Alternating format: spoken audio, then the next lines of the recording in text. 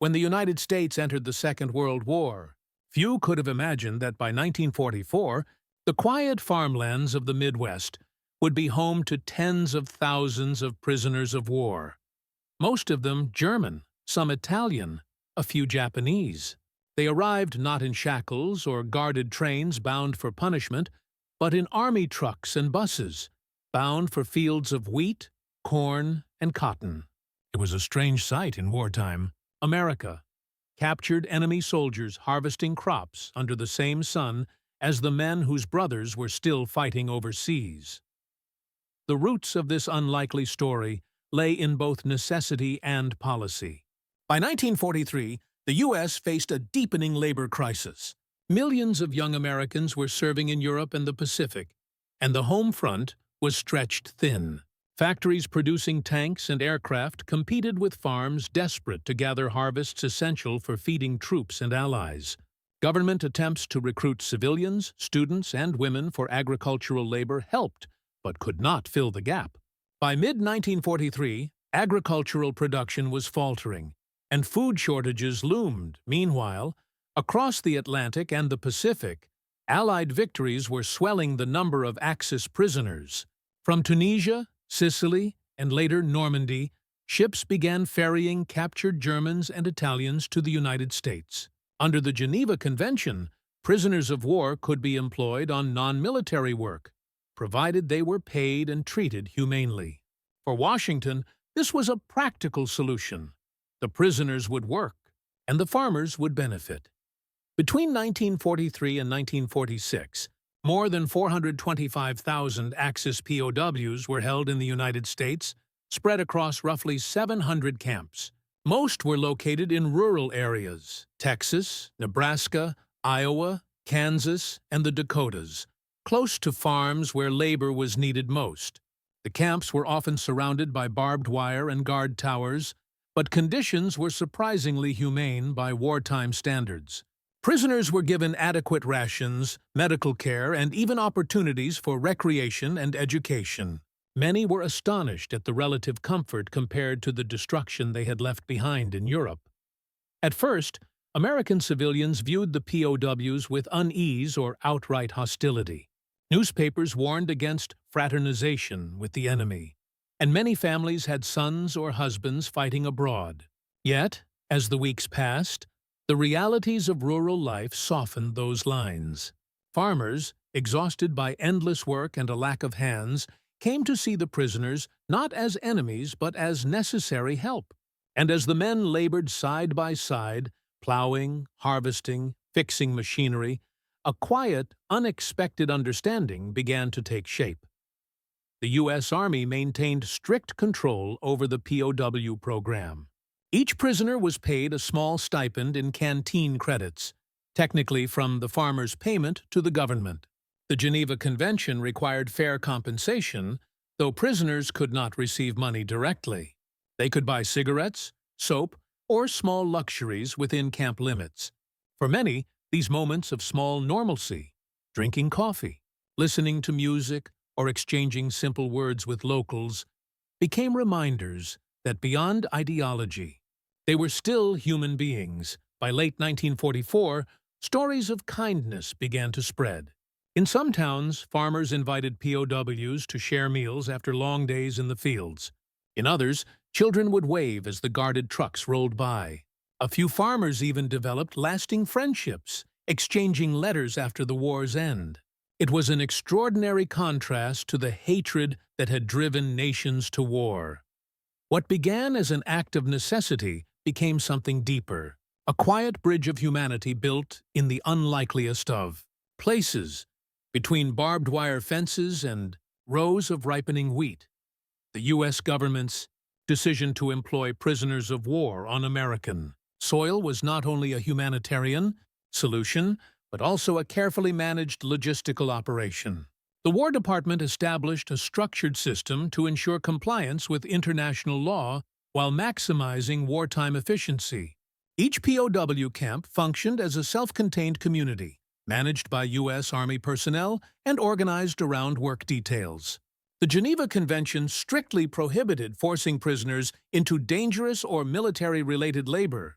Therefore, their work focused almost entirely on agriculture, forestry, and non-combat industries, harvesting sugar beets in Minnesota, cotton in Texas, fruit in California, and timber in the Pacific Northwest. The system relied on precision and coordination. Farmers in need of labor applied through local agricultural offices, which coordinated with military authorities to assign groups of prisoners. The Army provided transport to and from the work sites, guarded the men, and paid the farmers, who in turn reimbursed the government. The POWs themselves were given canteen coupons, equivalent to the standard wage rate of a private U.S. soldier, about 80 cents per day. Technologically, the program revealed how mechanization and manpower interacted during the war. American agriculture was rapidly modernizing, but many smaller farms still depended heavily on manual labor. The POWs filled the gap between old and new, driving tractors, repairing equipment, and performing tasks machines could not yet handle. In regions like the Midwest, where large-scale harvesting required coordinated effort, the prisoners became a crucial link in sustaining food production for both the civilian population and the military. These logistical achievements, while often overlooked, represented a remarkable wartime balance. A nation at war using its enemy's captured manpower to maintain its own strength without compromising principles of law or humanity. It was a practical solution executed with military precision, but one that would soon lead to unexpected social and moral consequences far beyond the tactical realm. For the prisoners, life on the American farm was an experience that blurred the lines between captivity and humanity. Many came from cities devastated by bombing or villages under totalitarian control. Arriving in rural America, where the war seemed far away, was a profound shock. The landscapes were open, the people cautious but curious, and the daily rhythm of work offered a strange sense of normalcy. German POWs, in particular, arrived with varying degrees of loyalty to Hitler. Some were fanatical believers in the Reich. Others were weary soldiers, conscripts who longed only to survive. Within the camps, ideological divisions were real and sometimes dangerous. Pro-Nazi prisoners often intimidated those who showed friendliness toward Americans. Yet outside the wire, working in fields or barns, these divisions softened. Farmers tended to treat the men with simple fairness, providing food, water, and conversation. Over time, the hostility of war gave way to reluctant respect. For many POWs, the psychological shift was profound. They had expected hatred or mistreatment. What they encountered instead was civility. Some were astonished to see that African Americans and women worked freely, challenging the racial and gender hierarchies they had been taught under Nazi propaganda. Others began to question their own beliefs about the enemy they had been told was barbaric. The farmers, too, experienced change. Working side by side with the enemy revealed faces behind the uniforms. Most prisoners were young men, polite, hard-working, and often grateful for a kind word. Some farmers quietly defied army warnings and invited prisoners to join family meals. A few even formed lasting bonds that continued through letters after the war. In these quiet encounters, far removed from battlefields, the war's human cost became deeply personal. What propaganda had divided, simple labor began to mend. One handshake, one harvest. One small act of decency at a time. At the administrative level, the POW program reflected an unusual collaboration between the U.S. Army, the Department of Agriculture, and local governments. Commanders overseeing the camps faced a delicate balance. They had to maintain discipline, uphold the Geneva Convention, and ensure security, all while integrating prisoners into the American workforce. Colonel George A. McKibben, who oversaw several camps in the South, once described the operation as an exercise in military order and civilian compassion. Commanders recognized that good treatment of prisoners had practical advantages. Content men worked better, caused fewer disruptions, and provided valuable labor. In addition, humane treatment of Axis POWs served a strategic purpose. Washington hoped that American soldiers captured overseas might receive similar consideration from the enemy in return. Training American guards and officers to manage POWs required restraint and professionalism. The Army issued detailed manuals outlining acceptable behavior, discipline, and living conditions. Camp commandants were often reminded that fair treatment is not weakness. Those who violated the rules risked reprimand or dismissal. Leadership within the prisoner ranks also played a role. Each camp had a designated senior prisoner officer responsible for liaising with American authorities and maintaining internal order. This structure mirrored military hierarchy and helped prevent unrest. Educational programs, including English lessons, technical training, and cultural classes, were introduced to keep prisoners occupied and reduce idleness, a policy encouraged by senior command. Through this carefully managed system, U.S. leadership demonstrated that even in war, governance and ethics could coexist. It was a quiet assertion of democratic values, discipline without cruelty, control without hatred, a contrast that many prisoners would later remember long after the guns fell silent. The moral implications of the POW farm labor program were profound and far-reaching. At a time when the world was engulfed in brutality, the United States' adherence to humane treatment of its captives stood as a powerful moral statement. It wasn't an act of idealism, it was deliberate policy. Washington knew the Geneva Convention was not just a legal framework, but a test of civilization itself. By employing prisoners rather than mistreating them, the U.S. sent a message to the world and to its own citizens. Democracy did not abandon its principles, even when facing the enemies of freedom.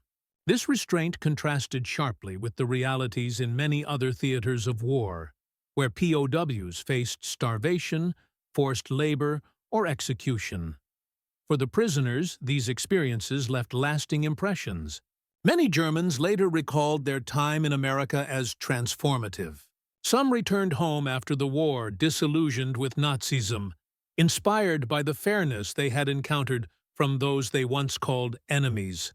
Others later emigrated to the United States, seeking the peace they had once found behind its fences.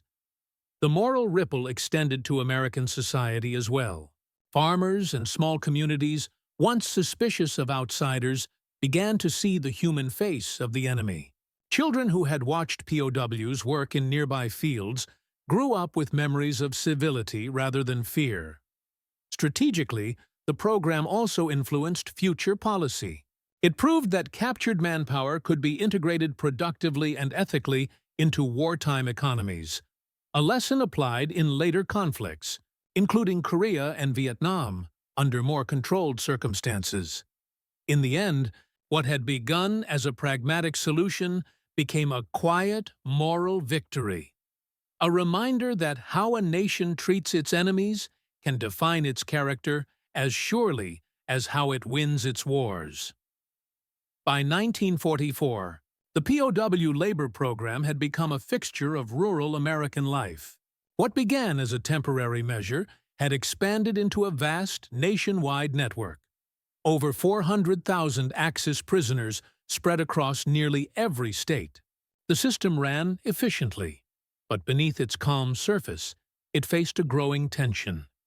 How much humanity could exist between captor and captive before the line between duty and sympathy blurred? The year marked a turning point. Across the United States, reports emerged of friendly exchanges between prisoners and civilians. In the South, German POWs sang in local church choirs. In the Midwest, farmers quietly shared meals with them. In one Iowa town, children brought the prisoners Christmas cards. For many Americans, these moments felt natural. For the Army, they raised concern. Official policy forbade personal contact outside of supervised labor. The U.S. military feared that emotional familiarity might lead to security breaches, escape attempts, or public backlash from families with loved ones still fighting in Europe.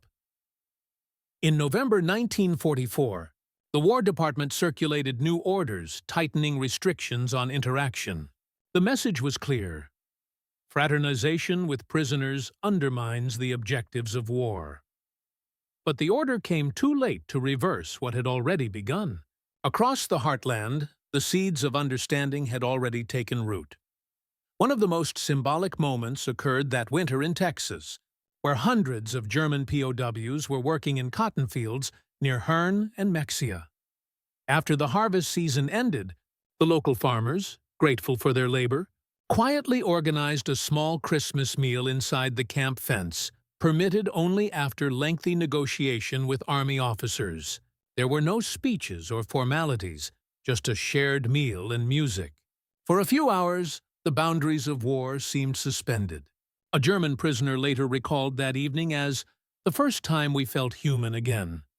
Meanwhile, in Washington, officials began to recognize that the program's success lay not just in its economic output, but in its symbolic power. America had shown the world that it could remain strong without cruelty, a rare achievement in wartime. Even the German High Command took notice. Intelligence reports later revealed that word of humane treatment in American camps reached both Wehrmacht soldiers and civilians back home, influencing morale. Some prisoners in Europe reportedly surrendered more willingly, hoping for capture by the Americans rather than the Soviets. Yet, the contradictions of war persisted. In Europe, the Allies were preparing for the final assault on Germany. Cities lay in ruins, and hatred burned fiercely on both sides. But in the quiet fields of Kansas and Georgia, men from those same nations worked together under the open sky, harvesting food that would, in part, feed the soldiers still fighting one another. It was a paradox that history rarely sees. Enemies cooperating in the midst of total war, bound by circumstance, discipline, and a shared instinct for survival. The true climax of the POW farm story was not an event of violence or defiance, but one of quiet transformation, an unspoken realization that humanity could persist even when nations could not. As 1945 dawned, the end of the war drew near, but the moral weight of captivity had grown heavier. Inside America's POW camps, news of Germany's collapsing front lines spread rapidly through smuggled newspapers and whispered radio broadcasts. The prisoners understood that the Reich was dying. Some wept quietly when they learned of Hitler's death. Others rejoiced in silence, relieved that the nightmare might finally end. But for most, uncertainty replaced ideology. What would await them back home? Would their families survive? Would they be treated as defeated soldiers or as outcasts? Amid this shifting tide, relations between POWs and their American hosts reached their most revealing moment. Across hundreds of small towns, farmers who had once feared the enemy now worried about their departure. Some pleaded with the army to let the prisoners stay until the next harvest, citing their reliability and skill. "They work hard," one farmer from Nebraska wrote to his local congressman. "They're good men. It's hard to believe they're the same ones we've been fighting." In several camps, prisoners themselves struggled with mixed emotions. They had longed for freedom, but many had come to see the United States as a place of dignity and fairness, far removed from the ruins of their homeland. When repatriation began in the summer of 1945, tearful farewells took place in places like Iowa, Texas, and Minnesota. Farmers gathered at camp gates, shaking hands through the wire, offering gifts, handmade gloves, family photographs, even Bibles. One German soldier later recalled, "We came as enemies, but we left as men." The army, though bound by policy, often looked the other way during these goodbyes. Commanders who had once forbidden fraternization now quietly allowed final letters or photographs to be exchanged. They understood what the moment represented, not weakness, but the closing of a human circle forged under extraordinary circumstances. At the same time, Washington faced the immense logistical task of returning prisoners to their home countries. The war in Europe ended in May 1945, but mass repatriation took nearly a year. Many POWs were sent first to Britain or France for additional labor before finally reaching Germany. The irony was painful. Men who had spent years working freely and fairly in America were now reabsorbed into a continent in ruins, where food was scarce and bitterness ran deep. Yet, the impressions they carried home would prove lasting. Many former German and Italian prisoners spoke openly of their experiences in America, of fair treatment, honest work, and moments of kindness that contradicted years of propaganda. For some, these memories became a quiet seed of reconciliation in post-war Europe. A few even returned to America years later, settling in the very towns where they had once been prisoners. By the time the last POW ship left American shores in 1946, more than 400,000 men had passed through the U.S. system. None had escaped in any significant number, and fewer than a dozen violent incidents had been recorded. An astonishing record for a wartime program of that scale. But the real success was invisible, a moral triumph that defied the brutal logic of total war.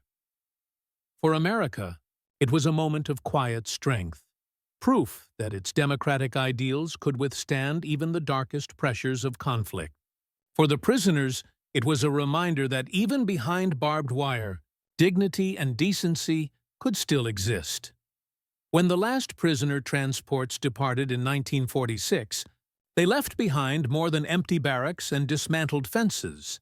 Across the United States, traces of the POW program lingered quietly in the soil, in memories, and in the subtle ways Americans and former enemies had come to understand one another.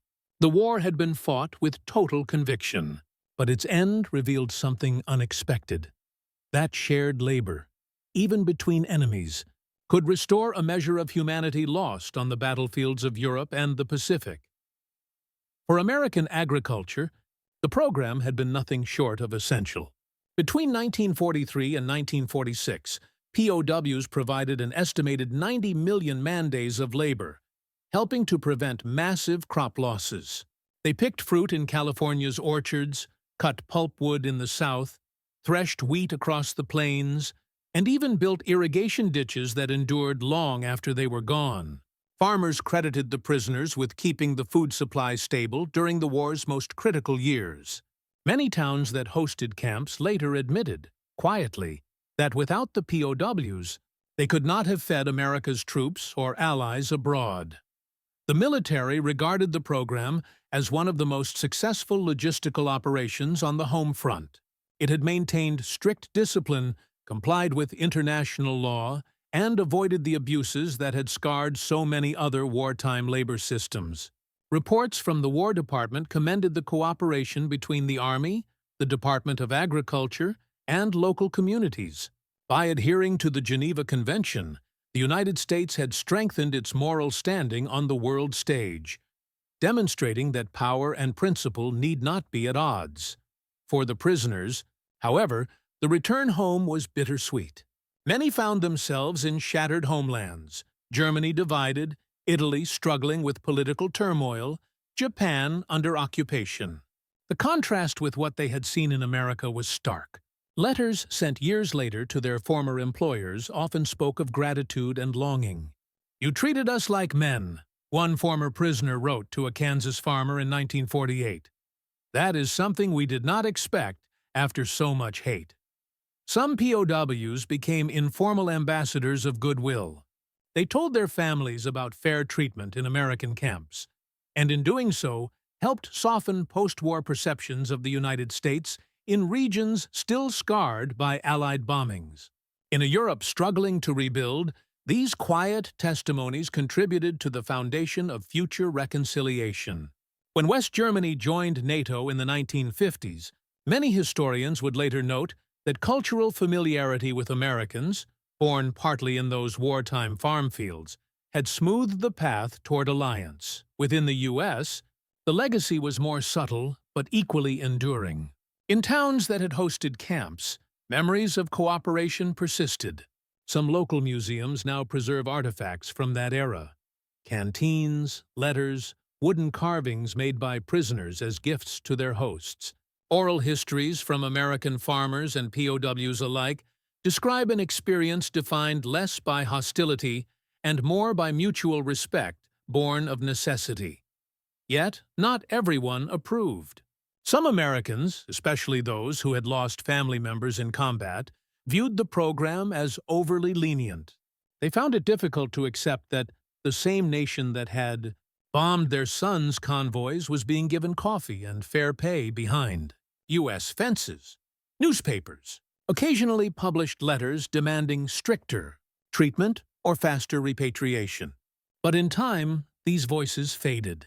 The quiet decency of the system, its efficiency, its humanity, had spoken louder than outrage. When the war ended, the camps were dismantled, their barbed wire removed, and the land returned to private use. Fields once lined with guard towers again became part of the American countryside. Yet, for those who had lived through it, farmers, guards, and prisoners alike, the memory endured. It stood as one of the few wartime experiences in which compassion had triumphed over hatred, and where the simple act of shared labor had done what politics could not: remind men on both sides that humanity was not the enemy.